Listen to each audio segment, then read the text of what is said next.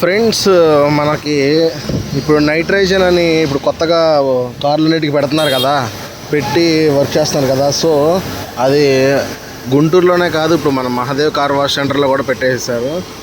ప్రస్తుతానికైతే కనుక గుంటూరు దాకా వెళ్ళవసరం లేదు, మన మహాదేవ్ కార్ వాష్ సెంటర్లో కూడా వచ్చేసింది. సో ఎవరైనా కానీ చేయించుకోవాలనుకునే ఇంట్రెస్ట్ ఉన్న వాళ్ళు కనుక ఇక్కడికి వచ్చి చూసి చేయించుకోవచ్చు.